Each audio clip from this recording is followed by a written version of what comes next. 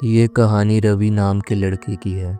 वो एक गांव में रहता था और हाल ही में उन्होंने अपने घर के सामने वाले मक्की के खेत को खरीदा था। कुछ दिन बाद वहां धीरे धीरे मक्की पूरी तरह उग जाती है, पर उनके सामने एक समस्या थी।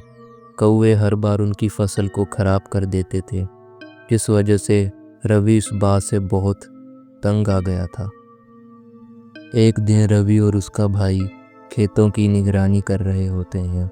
तभी कुछ देर बाद मौसम बहुत ख़राब हो जाता है और बिजली चमकने लगती है। वो दोनों काफ़ी डर जाते हैं और घर की तरफ भागते हैं। घर की तरफ भागते वक्त रवि के छोटे भाई का पैर फिसल जाता है और उसका सिर सीधा घर की दहलीज पर बजता है और उसकी उसी वक्त मौत हो जाती है। रवि को इस सदमे से उभरने में 4 साल लग जाते हैं। एक दिन रवि कुछ काम से बाहर गया हुआ था। जब वो लौटता है तो देखता है कि खेतों में एक बिजूका खड़ा है। वो उसके पास जाता है और उसे देखता है। उस बिजूका की आंखों में एक अलग ही चमक थी। रवि घर पहुंच माँ से इस बारे में पूछता है, तो माँ उसे कहती है कि उसे इस बारे में कुछ नहीं पता। रवि को ये बात बहुत अजीब लगती है, पर उस बिजूका की वजह से खेतों को कोई नुकसान नहीं हुआ था, तो रवि उसे वहाँ लगा रहने देता है। उसी रात जब रवि सो रहा होता है तो उसकी खिड़की पर 3 बार कुछ बजने की आवाज़ आती है।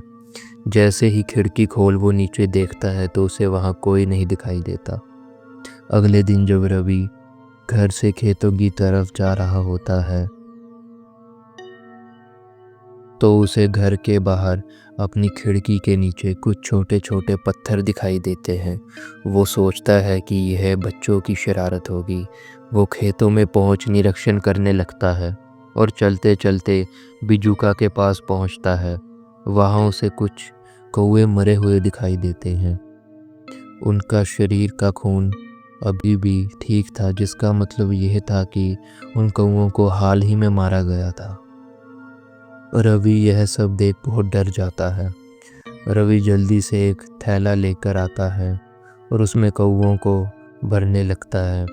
वो थैला लेकर खेतों से बाहर जाने लगता है। तभी उसे ऐसा लगता है कि वो बिजूका उसके पीछे पीछे चल रहा हो। वो जैसे ही पीछे देखता है तो बिजूका अपनी जगह पर ही था। उस दिन के बाद अब वो जब भी खेतों में जाता तो उसे हर वक्त ऐसा एहसास होता कि मानो जैसे वो बिजूका उसी को देख रहा हो। उसे अब डर लगने लगा था